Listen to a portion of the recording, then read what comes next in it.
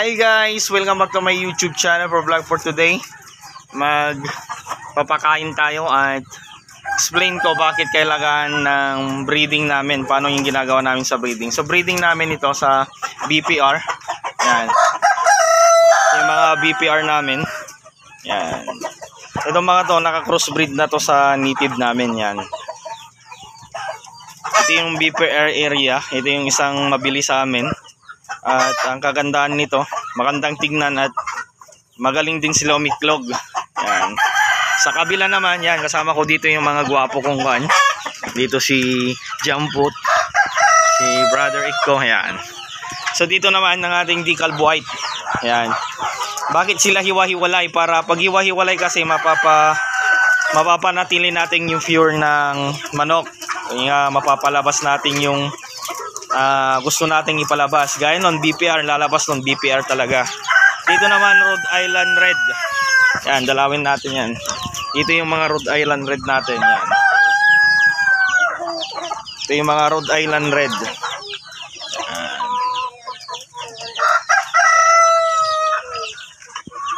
Ito yung Rhode Island Red.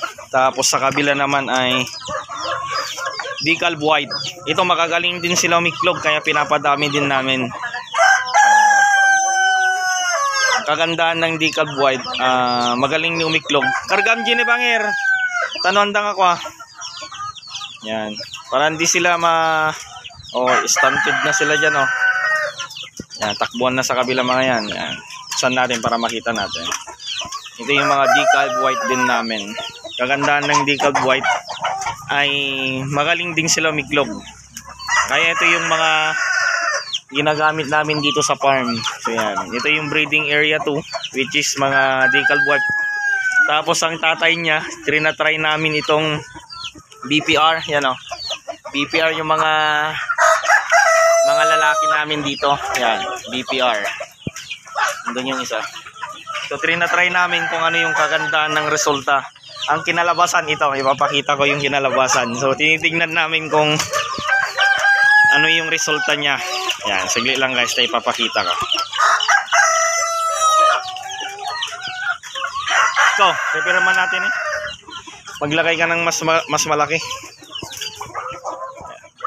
Ito yung resulta ng aming crossbreed. Ang tatay na mga to ay BPR, tapos decal white. Ayan, inobsobran namin. Maganda din yung paglaki niya. Crossbreed sa decal white, crossbreed sa BPR. Ayan. Ito yung mga unang batch. Ayan. Yung mga puti, crossbreed niya sa BPR yan. Ayan, tinitignan namin kung yung growth rate nila maganda. So yan, ito yung ang tatay niya ay BPR, ang nanay ay decal white. So ito yung mga resulta. Tinitignan namin yung growth rate niya kung maganda. At yung mga iba na rin dito, yung mga brown, ang nanay ay native, tapos ang tatay ay Rhode Island Red. Yan, mas matibay sa summer kaya pinapadami din namin yan. Sa mga nagtatanong mga kapatid kung magpapa-out kami, nagpapadami pa po kami. Yan. Papadami pa kami bago kami mag-release. Hindi, lagay mo na lang yan sa laptop.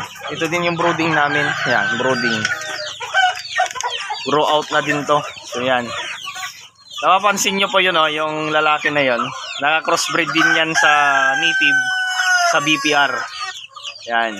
So, maganda yung resulta niya. Yan yung tinitignan namin yung growth rate niya. Dahil nag-focus ako sa manok ngayon. Para sa ganun ay makita namin kung anong mas mabilis lumaki. Yun yung pinagko-crossbreed namin. Yan. So mga crossbreed na to, mga anak na mga crossbreed niya. Yan. Hanggang dito na lang yung vlog natin. Yun ang kagandahan ng hiwa-hiwalay yung breeding natin. Hiwalay yung breeding area ng decal white. Hiwalay yung breeding area ng BPR at Rhode Island Red, para sa ganun ay mapalabas natin yung pure talaga na gusto nating palabasin. At kung gusto nating mag-breed, hinihiwalay talaga namin for tinitesting natin. So, kung dito na lang ating pag-usapan, I'm Jeff17 TV from Iyong Farm. God bless, and kung bago ka sa aking channel, don't forget to share, subscribe. God bless!